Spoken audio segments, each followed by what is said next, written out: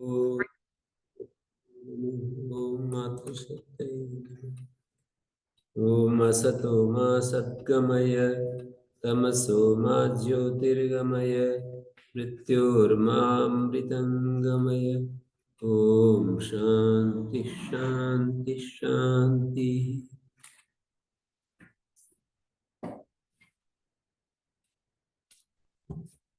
तो हमारा गीता का ये अध्याय चलेगा, छठा अध्याय ना।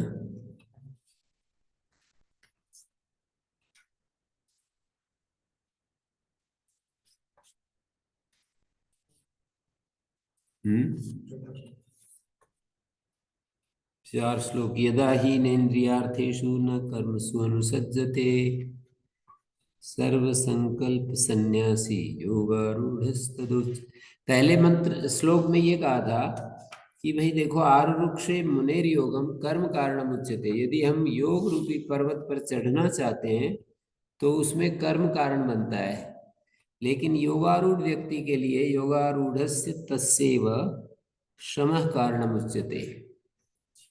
शमः कारणम आहु। एक कर्म को कारण बताया, चढ़ने के लिए तो कर्म कारण है, चढ़ने के बाद तो कर्म की बात नहीं है, शांति मात्र की बात है, शांति में रहना होता है। कारणम का अर्थ है साधनम उच्यते। कारण शब्द यह साधनवाची है।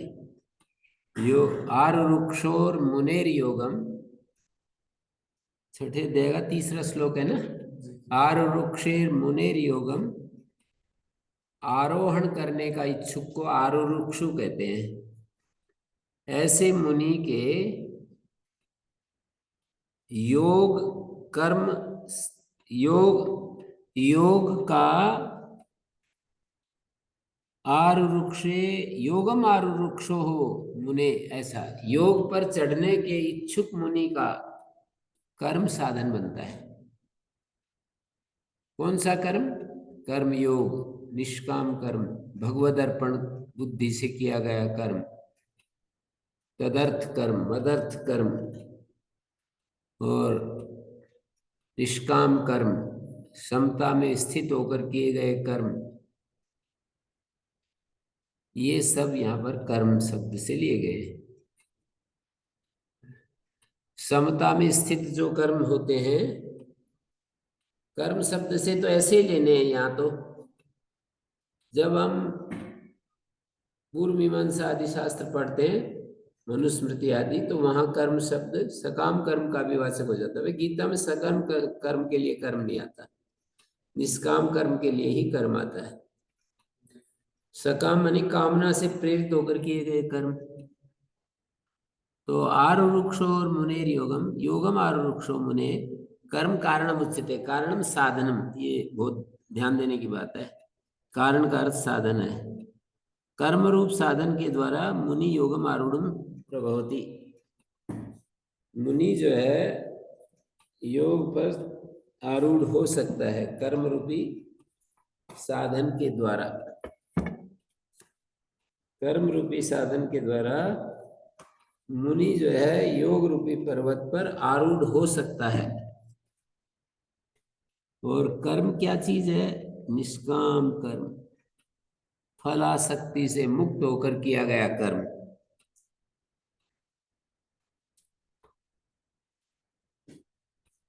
ये तात्पर्य है।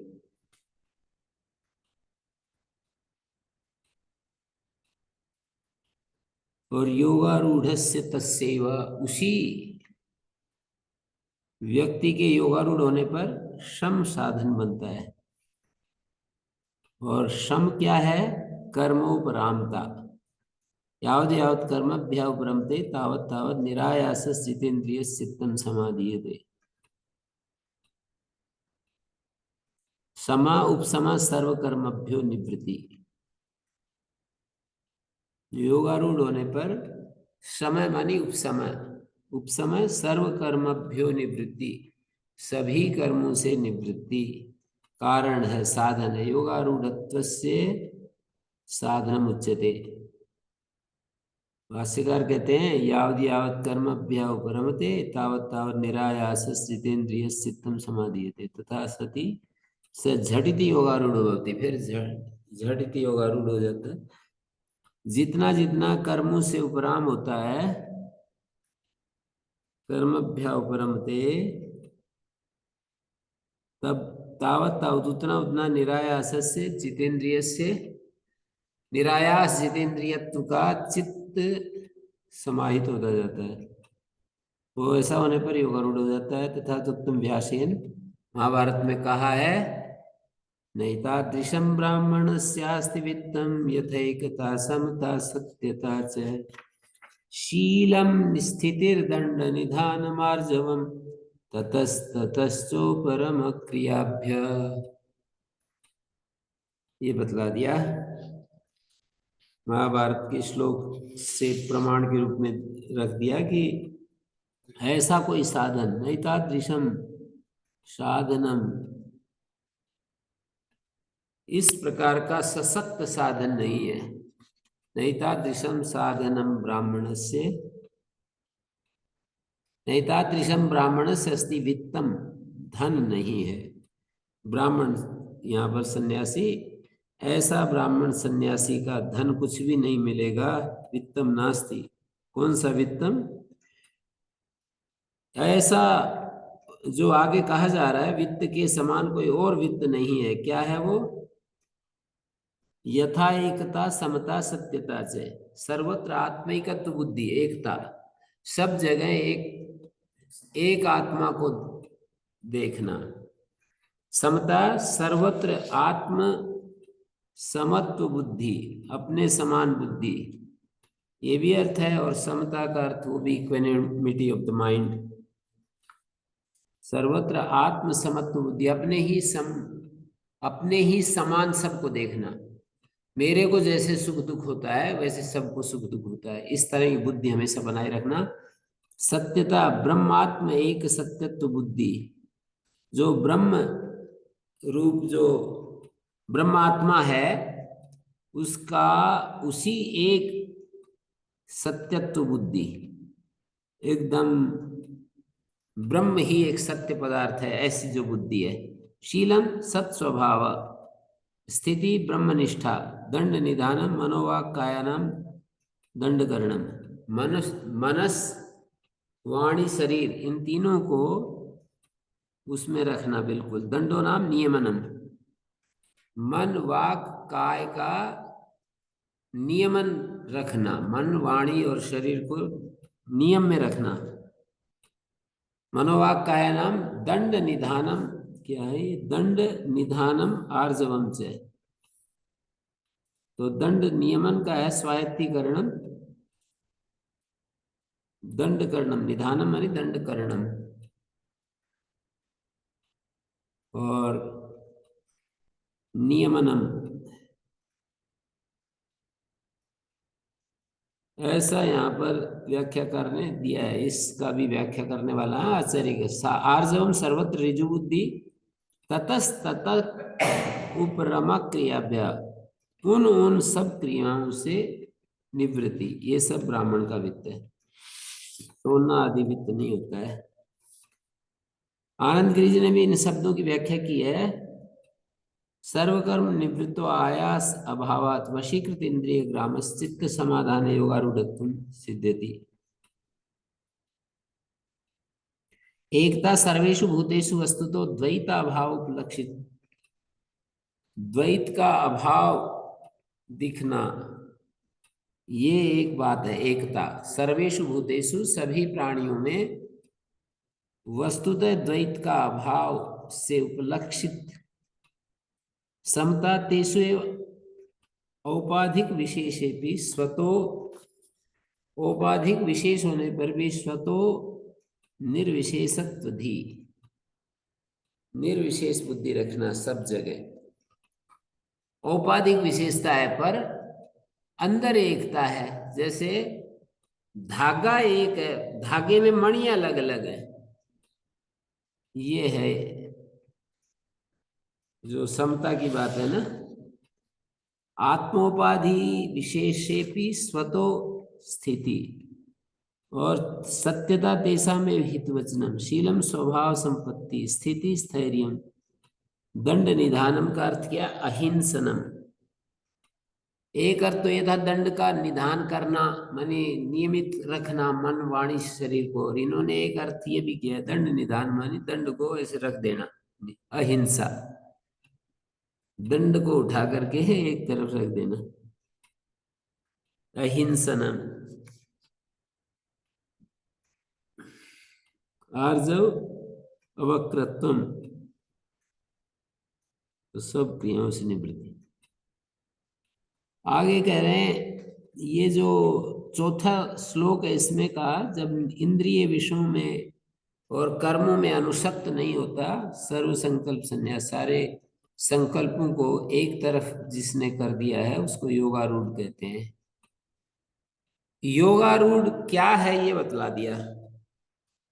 इंद्रिय विषयों में और कर्म में जब आसक्ति नहीं होती है, नानुसज्जते, अनुसंगम कर्तव्यता बुद्धि न करोति, सर्व संकल्प संन्यास, सारे संकल्पों को इस लोक में और अगले जन्म के कामना के हेतु जो हैं उन सब को संन्यास करने वाला योगारूढ़ तथा उच्यते, योगारूढ़ कहा जाता है। प्राप्त योग,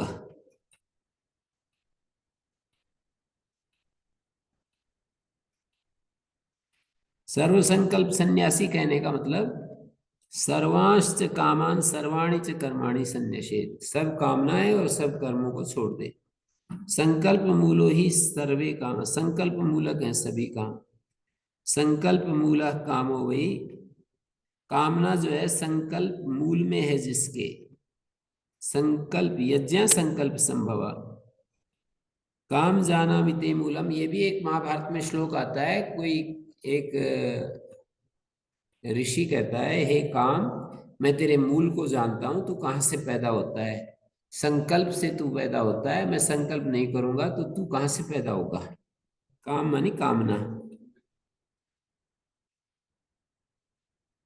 और सर्व काम परित्याग कर दिया, सब कामनाओं का त्याग कर दिया तो सर्व कर्म त्याग अपने आप हो गया। स यथा काम भवति तत्क्रतुर भवति, जिस जिस कामना वाला होता है तो उसी संकल्प वाला, यथा कामो भवति तत्क्रतुर भवति, और यथा क्रतुर भवति तत्कर्म कुरुते, तत्क्रतुर भवति यथा काम, यत पुरुषार्थ काम, जिस चीज की इच्छा करता है, तत्क्रतु तत्पुरुषार्थ साधनानुष्ठान दृढ़ निश्चय होती, उस पुरुषार्थ का साधन अनुष्ठान में दृढ़ निश्चय वाला होता है, तत्क्रतु दृढ़ निश्चयवान होता है। और जिस अनुष्ठान का दृढ़ निश्चय वाला होता है वो कर्म करता है, यानी जिस कामना वाला हो तो उसका साधक कर्म करेगा। तत्त काम हेतु तत्त कर्मणा, उस काम के हेतु होने से वो काम। यथा जल कामा कूपम गच्छति, कोई जल की इच्छा है तो कुएं के पास जाता है। और भोजन कामा पाकशालम गच्छति, ऐसा। पाकशाला शब्द भी होता है संस्कृत में, पाकशालम भी होता है, पाकशालम प्रथमा विभक्ति में। धन कामा, धन कामा कोई बिजनेस करता है, कोई व्यापार करता है, खेती करता है, गोपालन करता है, कोई ना कोई धंधा करता है। तो यत कामा सक्रतुर्भवति, उस दृढ़ निश्चय वाला होता है। और जिस संकल्प वाला होता है, जिस दृढ़ निश्चय वाला होता है उस कर्म को करेगा। तो सर्व संकल्प सन्यासी का मतलब सारे संकल्पों का जिसने त्याग कर दिया है तो सारे कर्मों का भी त्याग हो जाता है। और आगे कह रहे हैं,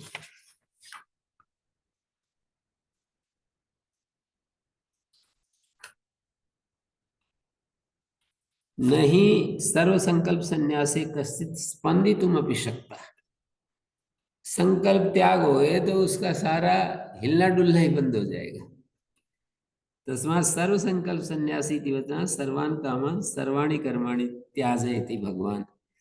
भगवान सारे कर्मों को और सारे संकल्पों को, सारे कामनाएं और सारे कर्मों को छुड़ा रहे हैं। सारी कामनाएं छोड़ दी, सारे ये छोड़ दिए, कर्म छोड़ दिए। इसका अभिप्राय हमको तो ये समझ में आया कि ऐसे रहे जैसे कर्म कर ही नहीं रहे।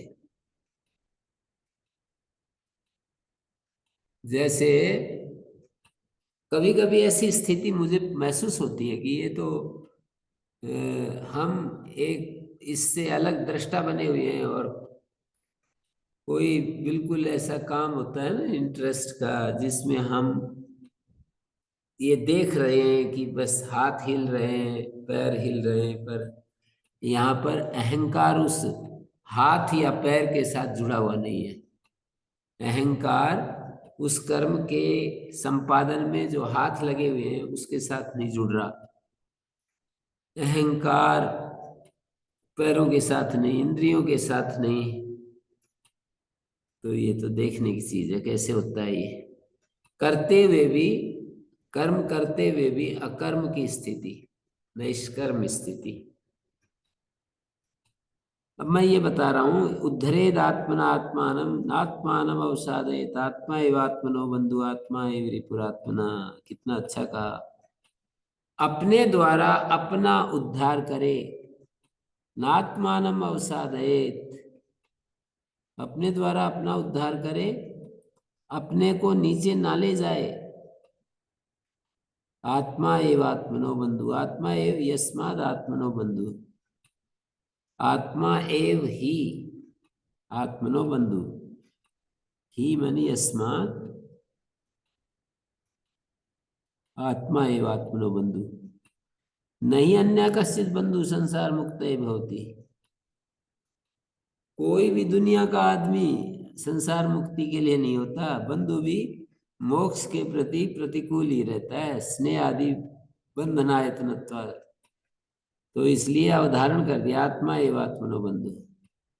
आत्मा का बंधु तो आत्मा ही है। आत्मा एव रिपु आत्मना। और दूसरी तरफ आत्मा ही आत्मा का शत्रु है। आत्मा ही आत्मा का बंधु है, आत्मा ही आत्मा का शत्रु है। आगे खोलेंगे इस बात को, बताएंगे कि आत्मा ही आत्मा का बंधु और आत्मा ही आत्मा का शत्रु कैसे होता है। आत्मा एव माने योगारूढ़ आत्मा ही आत्मा का बंधु है, और जो भोगारूढ़ आत्मा है वो आत्मा का शत्रु है। योगारूढ़ आत्मा तो मित्र है, भोगारूढ़ आत्मा शत्रु है।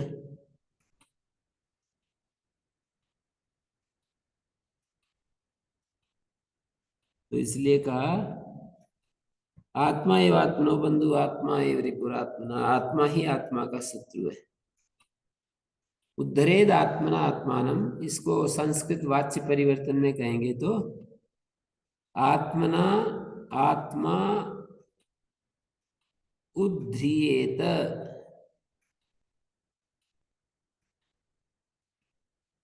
उद्धरेद आत्मना, अपने द्वारा अपना उद्धार करे। कह उद्धरेत, साधक, साधकेन आत्मा आत्मना उद्ध्रियेत। साधक जो है अध्यार करेंगे, साधकेन आत्मानम द्वितीय प्रथमा हो जाएगी। आत्मा आत्मना तो वैसा ही रहेगा, उद्ध्रियेत, हरेत को ह्रियेत, उद्ध्रियेत। नात्मानम अवसादयेत, साधका साधकेन न आत्मा अवसाद्येत। साधकेन, साधका न आत्मानम अवसादे, साधक अपने को अवसन्न ना करे, अपने आप को संकट में ना डाले।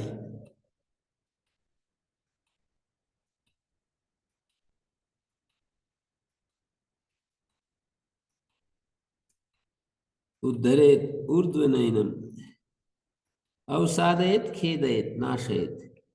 नात्मानम अवसादयत, अपने आप को खिन्न न करे, अपने आप को नाश न करे, अपने अपना नाश न करे, संसार सागर में न गिराए। आत्मलोकन नहीं करेगा तो संसार सागर में गिरेगा। आत्मा एव आत्मनो बंधु, बंधु आत्मा एव आत्मनो बंधु, आत्मा एव रिपुरात्मना, आत्मा ही आत्मा का शत्रु है। अगले श्लोक में दिखाएंगे कि कौन सा आत्मा आत्मा का बंधु है, कौन सा आत्मा आत्मा का शत्रु है। ये तो एक स्टेटमेंट हो गई कि आत्मा ही आत्मा का बंधु है, आत्मा ही आत्मा का शत्रु है। कैसे है ये तो अगले श्लोक में बताएंगे। पहली पंक्ति में ये कहा है कि आत्मना आत्मा न उद आत्मना आत्मा उद्ध्रियेत, अपने द्वारा अपना उद्धार करे। कौन? साधक। आत्मना अपने द्वारा, और आत्मानम अपना, उद्धरेत उद्धार करे, अपने द्वारा अपना उद्धार करे। नात्मानम अवसादयत, अपने आप को नष्ट न करे, खिन्न न करे। न खेदयत न नाशयत, आत्मानम न खिन्न खेदयत। आत्मा एवं आत्मनो बंधु, आत्मा ही आत्मा का बंधु है और आत्मा ही आत्मा का शत्रु है। तो ये पूछ रहे हैं आगे, देखिए इसका तो वाच्य परिवर्तन ठीक है। आत्मना आत्मा एवं आत्मना बंधु, आत्मना एवं आत्मनो बंधुना भूयते, आत्मना एव आत्मना रिपुणा भूयते, ऐसे वाक्य बनेगा। न आत्मा अवसाद्येत उद्ध्रियेत, उद्धरेत आत्मना आत्मानम, आत्मना आत्मा उद्ध्रियेत, नात्मा अवसाद्येत न आत्मा अवसाद्येत, आत्मा एव आत्मनो, आत्मना एव आत्मनो बंधुना भूयते, आत्मना एव आत्मना रिपुणा भूयते।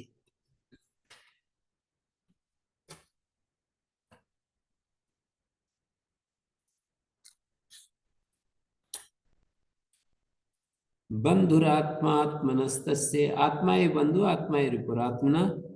तो किन लक्षण आत्मा आत्मनो बंधु, किन लक्षण आत्मा आत्मनो रिपु, किस लक्षण वाला तो बंधु है, किस लक्षण वाला रिपु है, इसको पूछा, जिज्ञासा हुई, तो उसका उत्तर दे रहे हैं।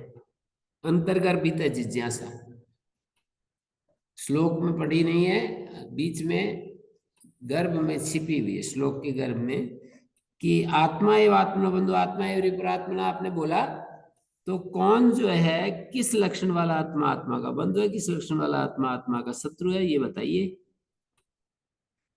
तो कह रहे बंधुरात्मा आत्मनस्तस्य, बंधुरात्मा आत्मनस्तस्य, तस्य आत्मना, ऐसा अन्वय होगा। आत्मनस्तस्य तस्य आत्मना, उस आत्मा का, स आत्मा बंधु, येन आत्मा एव आत्मना जिता, येन आत्मना आत्मा एव जिता, आत्मा कार्यकरण संघातो येन जिता वशीकृता, कार्यकरण संघात जो शरीर है ना, इसको आत्मा कह रहे हैं, शरीर इंद्रियों समुदाय को आत्मा कह रहे हैं। आत्मा शब्द बहुअर्थक है, बहुत अर्थों में प्रयुक्त होता है। कौन से अर्थ में कहां पर है, ये हमें विवेक का प्रयोग करके जानना होता है। तो आत्मा, बंधुरात्मा आत्मनस्तस्य, पहली पंक्ति, उस आत्मा का आत्मा बंधु है जिसने, येन आत्मा एवं आत्मा जीता, जिसने अपने द्वारा अपने को जीत लिया। अपने द्वारा अपने को जीतने का अर्थ है अपने पर वशित्व प्राप्त कर लिया, जितेंद्रिय हो गया, अपने पर अपना काबू पा लिया है।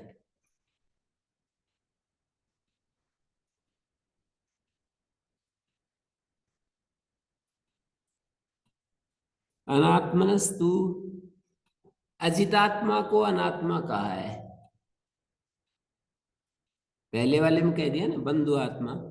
आत्मनस तस्य, तस्य आत्मना, आत्मा बंधु, और एनेव आत्मा आत्मना जिता, उसका बंधु है। किसका? जिसने अपने द्वारा आत्मा एव जीता, अपने द्वारा अपने को जीत लिया। जिसने अपने द्वारा अपने को जीत लिया उसका आत्मा बंधु है। और आगे कह रहे हैं अनात्मनस्तु, मानी जो अजितात्मा है। जित का लोप कर देंगे समास में, अजितात्मना अनात्मना। समास में लोप हो जाता है बीच में से कोई एक पद।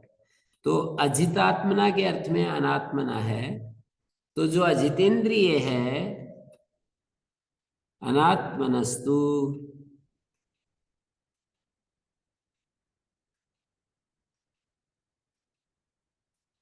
अजितात्मनस्तु शत्रु भावे वर्तेत आत्मैव शत्रुवत्। अजितात्मा का, अजितेंद्रिय का शत्रुत्वे वर्तेत आत्मा एव शत्रुवत्। शत्रुत्वे का अर्थ है शत्रु भावे वर्तेत आत्मा एव शत्रुवत्। यथा अनात्मा शत्रु आत्मनोपकारी, जैसे अनात्मा शत्रु है, आत्मा का अपकारी है। अनात्मा माने हमारा शरीर, इंद्रिय, प्राण, मन, बुद्धि, ये सब एक तरफ दो वर्ग बना लें। यदि पंचविंशति तत्वों का दो वर्ग बना लें, एक वर्ग है जिसमें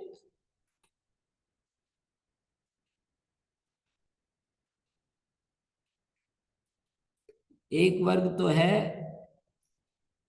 चैतन्य, दूसरा है चैतन्य के निकट होने वाला बुद्धि तत्व। तो चैतन्य और चैतन्य के साथ रहने वाला जो बुद्धि तत्व है। तो यहाँ पर ये कह रहे हैं कि भाई तस्य आत्मना आत्मा बंधु, उस आत्मा का आत्मा बंधु है जिसने येन आत्मना, जिस आत्मा के द्वारा आत्मा एव जीता, जिस आत्मा के द्वारा आत्मा ही जीता हुआ है।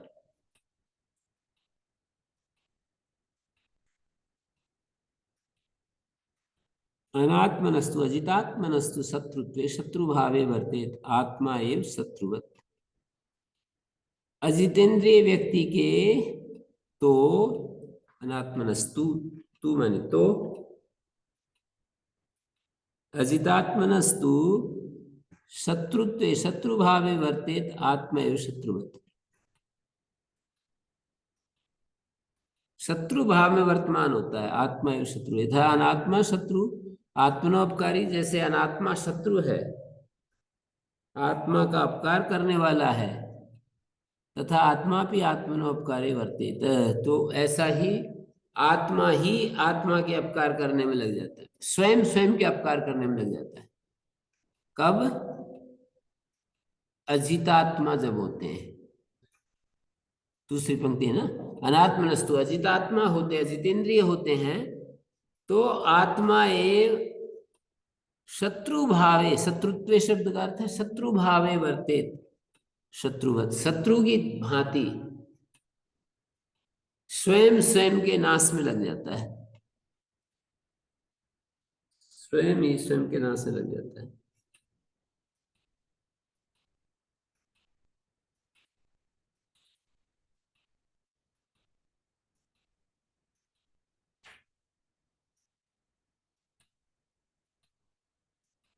बंधुरात्मा आत्मनस तस्य तस्य आत्मना आत्मना बंधुना भूयते। यहाँ बंधु आत्मा में भी तृतीया हो जाएगी, भूयते क्रिया का अध्याय। तस्य आत्मना क्या है? बंधुरात्मा आत्मनस तस्य, तस्य आत्मना, उस आत्मा का आत्मा बंधु है, उस आत्मा का आत्मा बंधु है। जिसने आत्मा को अपने द्वारा जीत लिया है। बंधुरात्मा आत्मनस्तस्य, उस आत्मा का वो आत्मा बंधु है जिसने अपने द्वारा अपने को जीत लिया है। यह आत्मानं जितवान, येन आत्मा एवं आत्मना जीता। इसका वाच्य परिवर्तन करो पुनीत जी। येन आत्मा एवं आत्मना जीता। पहला तो तस्य आत्मना, आत्मना बंधुना भूयते। बंधुर आत्मा में तृतीया हो गई। दूसरे खंड का करो, येन आत्मा एवं आत्मना जीता।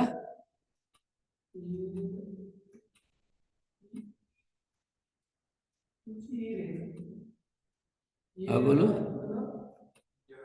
ये आत्मना आत्मा जीता। नहीं नहीं, जीता है ना, कर्मवाच्य कर्तृवाच्य में। और पहले येन आत्मा एव आत्मना जितवान। यह आत्मा आत्मान जितवान। यह आत्मा आत्मान जितवान। यह आत्मानं जितवान।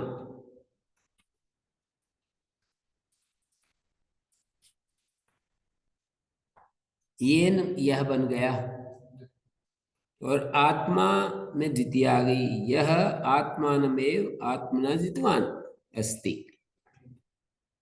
यह आत्मा एव माने आत्मानमेव, आत्मना तृतीय है, जितः जितवान। अनात्मनस्तु, और जो अजितेंद्रिय व्यक्ति है उसका तो शत्रु भावे वर्तेत आत्मा एव शत्रुवत्। अनात्मनस्तु आत्मा एव शत्रु भावे वर्तेत। अजितेंद्रिय व्यक्ति का जो आत्मा है वो स्वयं की शत्रुता में वर्तमान हो जाता है। जैसे बाह्य शत्रु के साथ हम व्यवहार करते हैं, तो ऐसे ही अजितेंद्रिय व्यक्ति का जो आत्मा है ना, वो शत्रु भाव में वर्तमान हो जाता है। हम इस तरह से जब व्यवहार करते हैं तो शत्रु भाव में वर्तमान हो जाते हैं, स्वयं के ही शत्रु बने। अनात्मनस्तु शत्रुत्वे, ये अनात्मनस्तु इतना एक वाक्य लगेगा। अजितेंद्रिय व्यक्ति का तो आत्मा एव शत्रुवत वर्तेत शत्रु भावे। शत्रु भावे आत्मा एव शत्रुवत वर्तेत।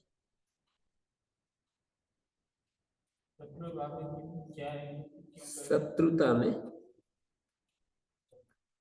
शत्रुता बोलो या शत्रुत्व बोलो या शत्रु भाव बोलो, तस्य भावस्थोतलो। शत्रुत्व, शत्रुता, शत्रु भाव। तो अनात्मनस्तु शत्रुत्वे शत्रु भावे, अजितात्मनस्तु शत्रु भावे वर्तेत आत्मा एव शत्रुवत। शत्रुवत वर्तता है, इतना कहने से तो आ गया पूरा वाक्य। फिर कुछ विशेष कह रहे हैं, शत्रु भाव से शत्रुवत वर्तता है। शत्रुता में, शत्रु भावे का अर्थ है शत्रुता में। अजितात्मा का तो शत्रुता में वर्तमान होता है उसका अपना आत्मा, उसका अपना आत्मा शत्रुता में वर्तमान होता है। जैसे उसका कोई शत्रु हो और वो व्यवहार करता है, ऐसा ही अजितात्मा का आत्मा शत्रुता में वर्तमान हो जाता है, अर्थात उसका वो बन जाता है। बिल्कुल, मैं तेरे को उजाड़ कर छोड़ूंगा।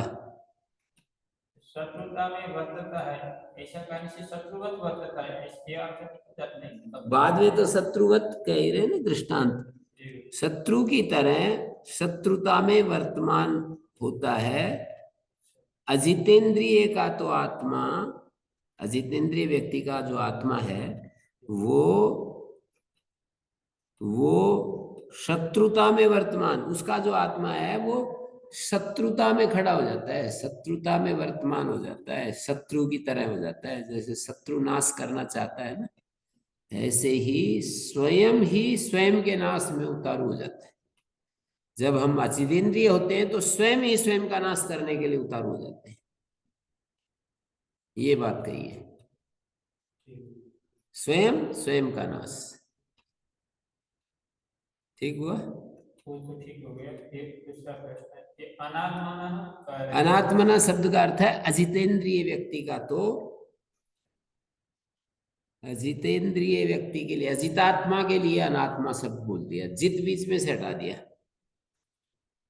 तो अजितात्मा व्यक्ति का तो, अजितेंद्रिय व्यक्ति का तो आत्मा ही शत्रुता में, शत्रुता करने में उतारू हो जाता है।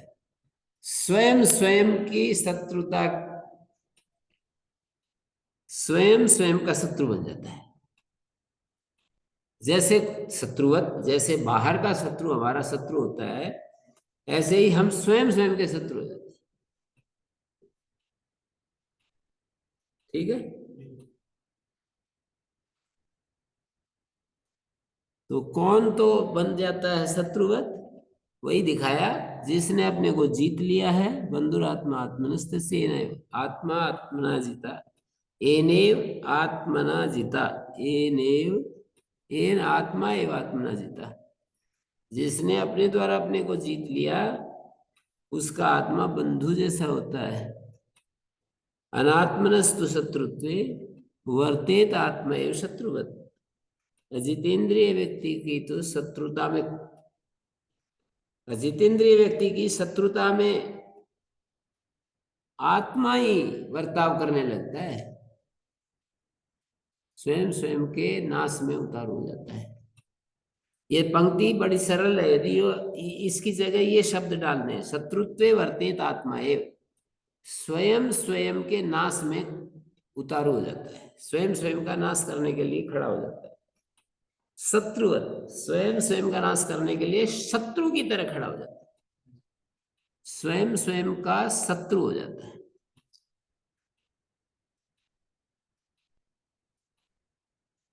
तो जितेंद्रिय पर बहुत ज्यादा जोर दे दिया। ओम गुरुजी। जी जी, भवन्तः अस्मिन् वर्तमनि कथम् आगतवन्तः? हम्म।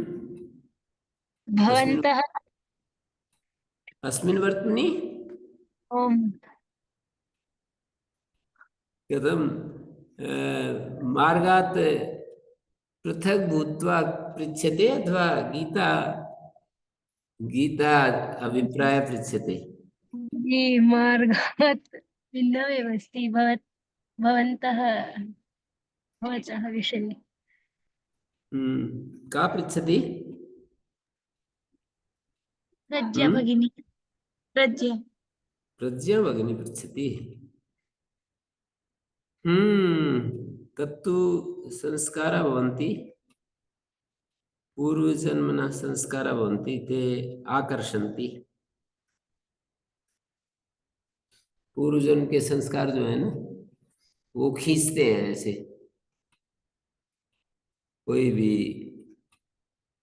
एक प्रेरणा की स्रोत पुस्तक 10वीं में हम पढ़ते थे, तो उसमें बहुत सारे ऐसे महापुरुषों की जीवनी आती, सबसे अच्छी वो लगती थी मेरे को। तो ऐसे पता लगता है कि पूर्व जन्म का कुछ था।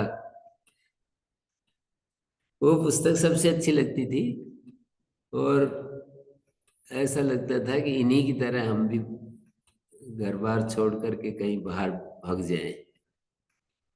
गौतम बुद्ध का वो था पूरा, उसमें एक एक अध्याय गौतम बुद्ध के नाम से भी था। तो वो ऐसे भाग गया, ऐसे छोड़ करके जंगल में चला गया। तो ऐसे पढ़ने से सबको तो नहीं आते, सबको तो वो विचार नहीं आते हैं। और मैं बार बार उस पुस्तक को बार बार पढ़ता रहता था। प्रेरणा के स्रोत, उसमें किन किन का नाम था ये तो मुझे याद नहीं, पर गौतम बुद्ध का याद है अभी भी, कि वो ऐसे छोड़ छोड़ छोड़ दुख दर्शन करता था, ऐसे चारों तरफ दुख ही दुख दिखाई देता था। फिर एक दिन जो है गृहस्थी हो गया, गृहस्थी हो गई, पुत्र हो गया और छोड़ छाड़ करके जंगल में चला गया। तो वो बात अभी भी याद है कि उस पुस्तक में ऐसा ऐसा होता था और फिर वो ऐसे। तो उतना तो ज्ञान नहीं था कुछ भी, पर ये तो था कुछ न कुछ जरूर होता है।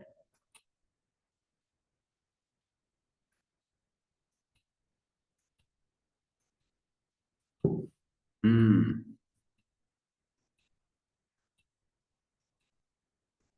आगे कहते हैं जितात्मना प्रशांतस्य परमात्मा समाहित शीतोष्ण सुख दुखेषु तथा मानापमानयो।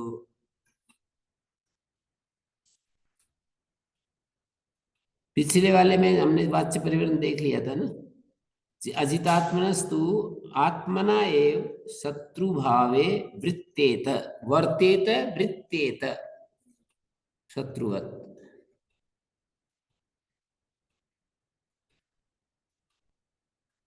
वर्तेत वृत्तेत।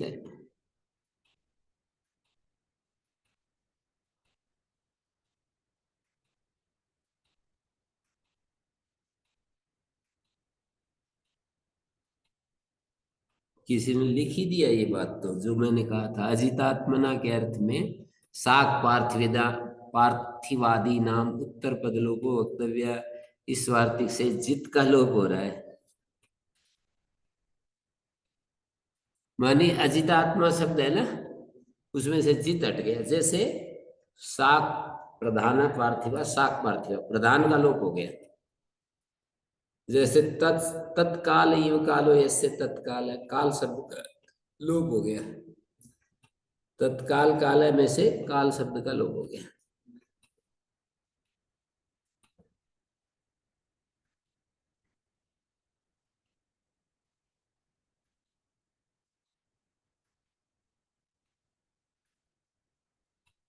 जैसे कोई शत्रु होता है, अपने से भिन्न कोई शत्रु होता है, वो हमारा अपकार करता है, वैसे आत्मा ही आत्मा के अपकार करने में लग पड़ता है।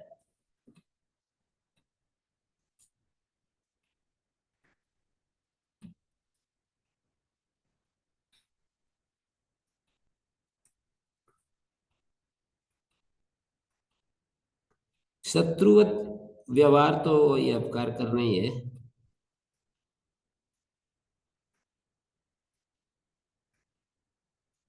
अजितेंद्रिय से आत्मापकारित्व च आत्मना संसार सागरे पातनमे। संसार सागर और एक दुख सागर। शत्रु और आत्मापकारित्व, शत्रु का हमारा अपकार करने वाला शत्रु, आत्मनो दुख सागरे पातन। दुख सागर संसार सागर, कोई शत्रु में दुख सागर में डुबो देता है और हम अब हमारे को संसार सागर में डुबो देते हैं, स्वयं को संसार सागर में।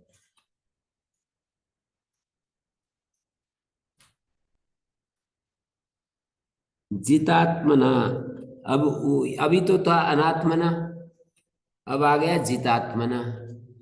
कहते हैं जिसने अपने को जीत लिया है और प्रशांत है, उसका परम आत्मा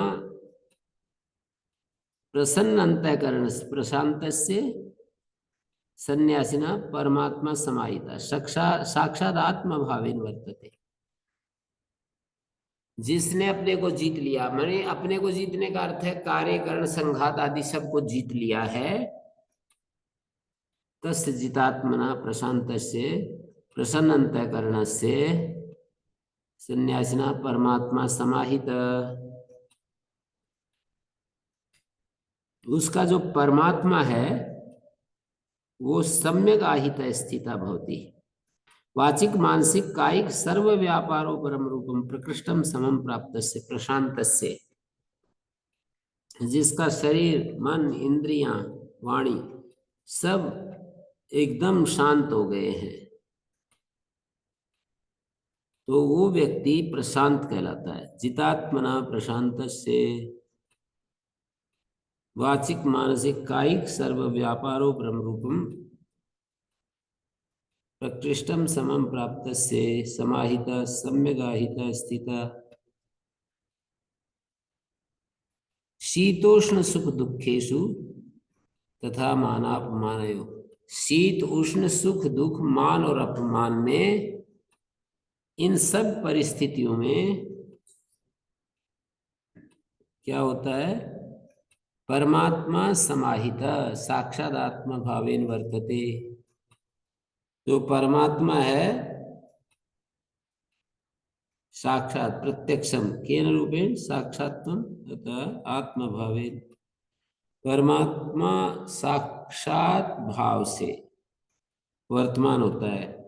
शीत उष्ण सुख दुख मान और अपमान में, पूजा और परिभव में एक जैसा रहता है, समाहित रहता है, एक जैसा रहता है।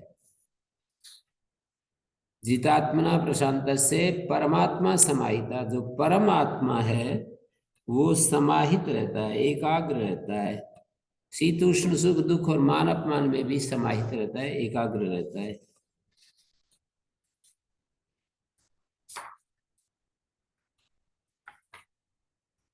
जितेंद्रिय से योगिना इदमपि आवश्यकम समय मूले शेष। जितेंद्रियस्य प्रशांतस्य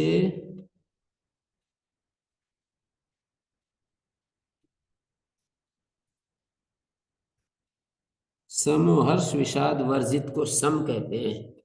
ना हर्ष करे ना विषाद करे।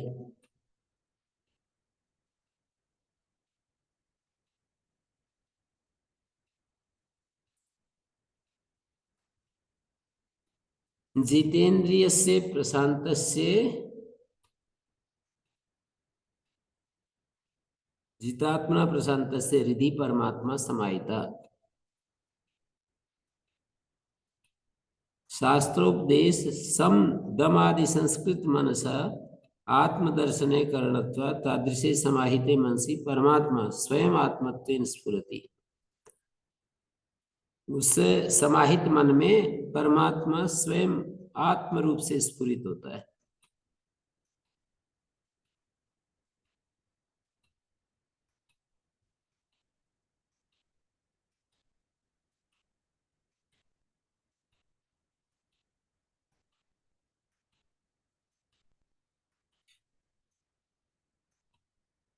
जितेंद्रिय से मनसी उपरते हंसाख्यात्म स्फुरणम स्वतः भवति। हंसाख्य जो आत्मस्फुरण है स्वतः ही हो जाता है। यहाँ पर दिया है एक महाभारत का श्लोक। यदा उपरामो मनसो नाम रूप रूपस्य दृष्टि स्मृति संप्रमोषात् यईयते केवलया स्वसंस्थया हंसाय तस्मै शुचिसद्मने नमः। हंसाख्यात्म स्फुरणम स्वतः भवति। यदा उपरामो मनसो, यदोपरामो मनसो नाम रूप रूपस्य, नाम रूप से जब उसका उपराम हो जाता है, दृष्टि स्मृति संप्रमोषात् देखे गए के स्मृति को संप्रमोष से चुरा लिए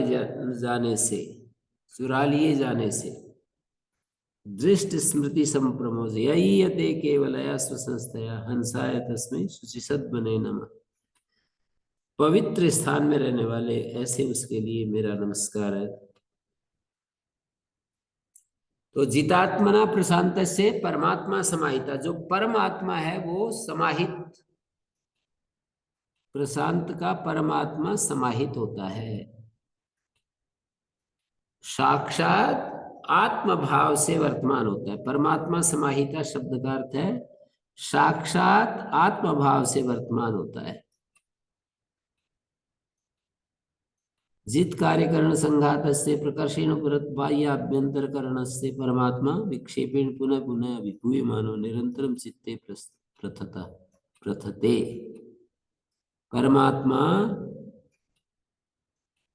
परमात्मा एक प्रकार से समाहित रहता है। परम जो आत्मा है वो समाहित रहता है। समाहित रहने का अर्थ है विक्षेप के द्वारा अनभिभूत रहता है।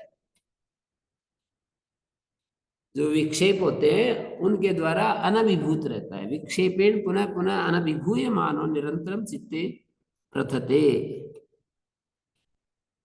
तो जितात्मना प्रशांतस्य परमात्मना समाहितेन भूयते शीतोष्ण सुख दुखेषु मानापमानयोपि परमात्मना समाहितेन भूयते। अर्थात विक्षेप रहित तिष्ठति। जो परमात्मा है वो विक्षेप रहित।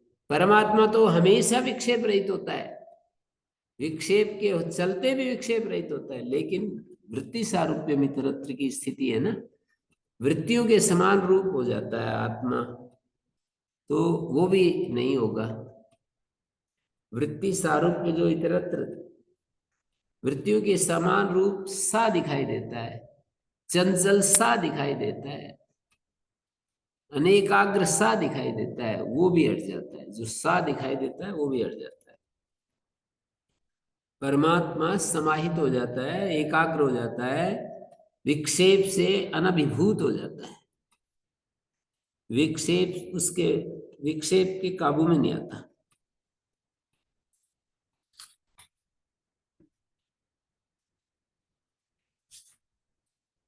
ज्ञान विज्ञान तृप्तात्मा कूटस्थो विजितेन्द्रिय युक्ता इत्युच्यते योगी समलोष्टास्म कांचन।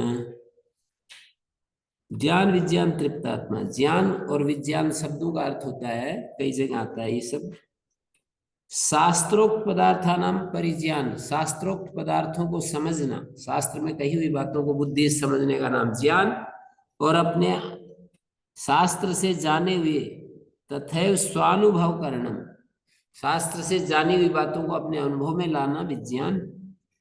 तो ज्ञान विज्ञान से तृप्त है अंतःकरण जिसका, संजात अलम प्रत्यय आत्मा अंतःकरण में स ज्ञान विज्ञान तृप्तात्मा कूटस्थ अप्रकंप्यो भवति इत्यर्थ।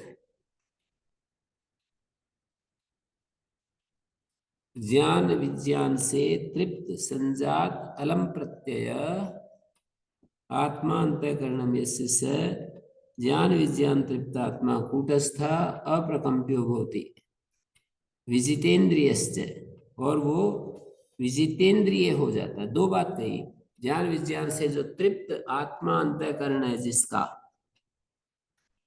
तृप्त मानी संजात अलम प्रत्यय, आत्मा मानी अंतःकरण, ज्ञान और विज्ञान से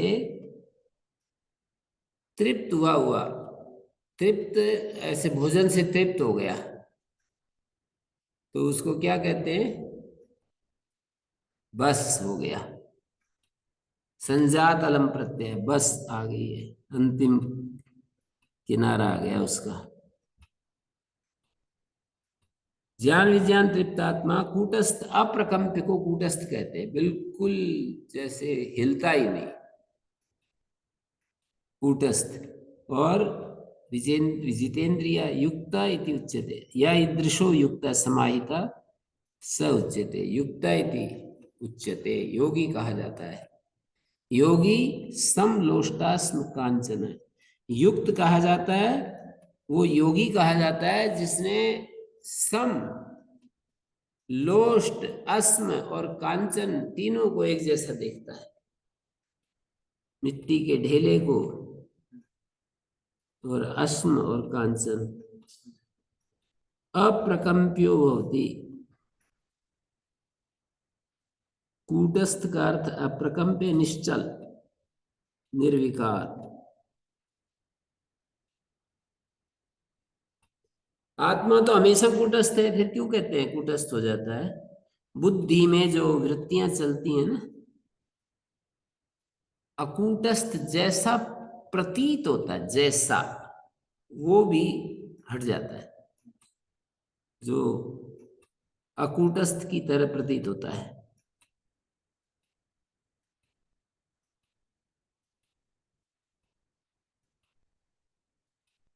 कूटस्थ का अर्थ निश्चल बुद्धि हो जाता है।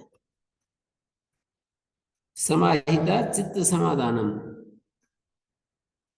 योगो ही चित्त समाधान उच्यते, शास्त्र के द्वारा भी शास्त्रज्ञों के द्वारा भी। ज्ञान विज्ञान तृप्तात्मना कूटस्थेन विजितेन्द्रियेण युक्तेन इति उच्यते। ज्ञान विज्ञान तृप्तात्मना कूटस्थेन विजितेन्द्रियेण युक्तेन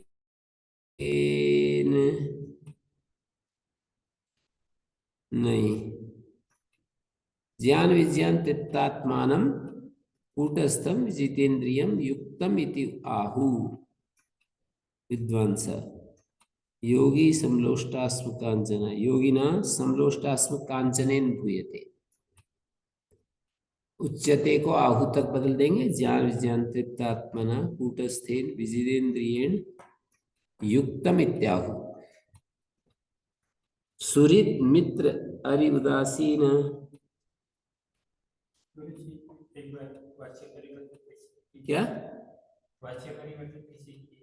एक बार ज्ञान विज्ञान तृप्तात्मानं कूटस्थम विजितेन्द्रियम युक्तम इति आहु। युक्त और योगी को नहीं हो सकती। योगी युक्त इति उच्यते है ना, युक्ता इति उच्यते, युक्ता इति आहु, युक्तम इति आहु। पीछे का दूसरा वाक्य है।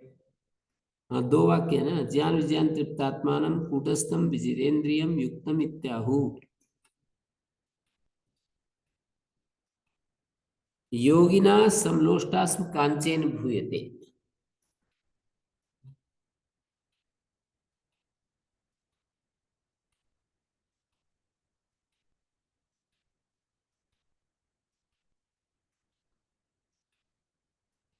ऐसे ये समलोष्टास्म कांचन, ये भी ऊपर जो विजितेंद्रिय इनके साथ नहीं जुड़ेगा वो चीज।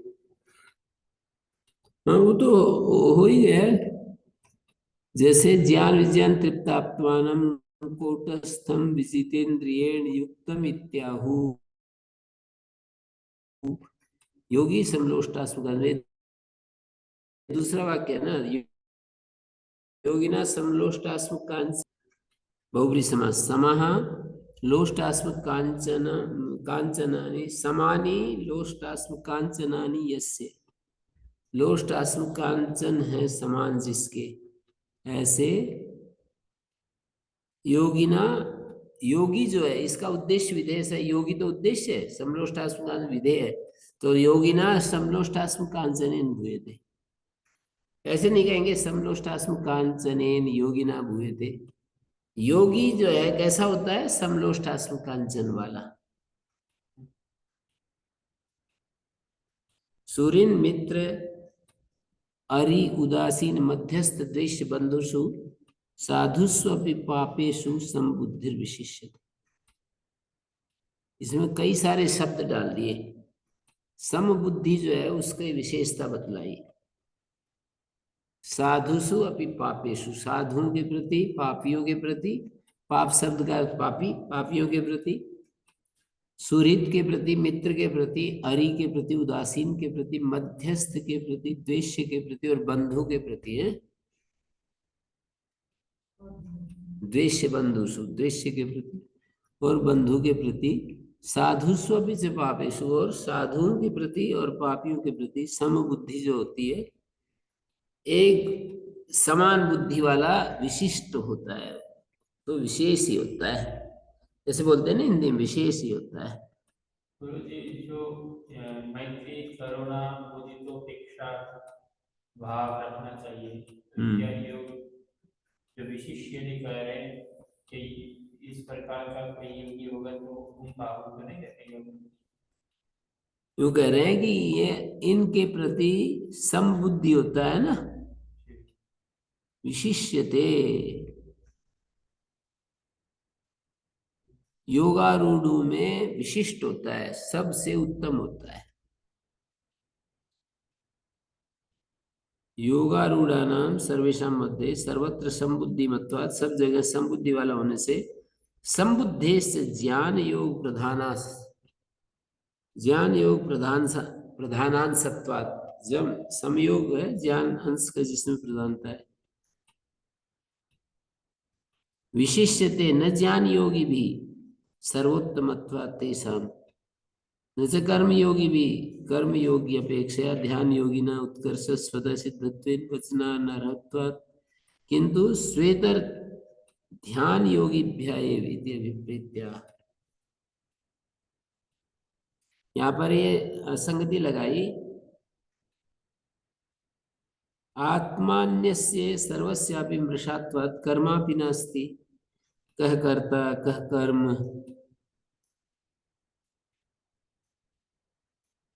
यहाँ पर सुहृद इत्यादि श्लोकार्धम एकम पदम, सुहृद इति प्रत्युपकारम अनपेक्षे उपकर्ता, प्रत्युपकार की अपेक्षा न करके जो उपकार करे,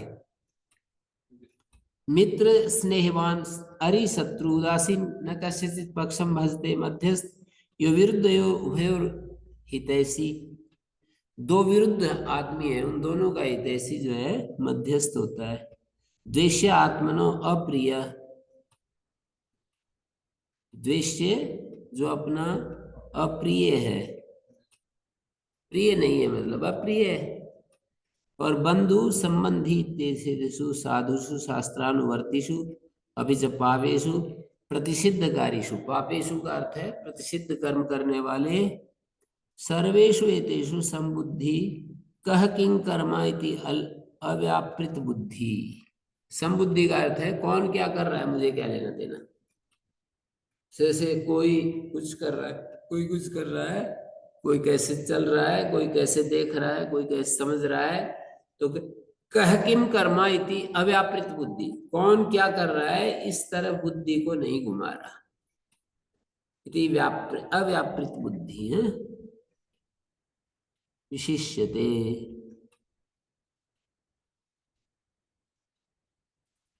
ओम शांति शांति शांति। ओम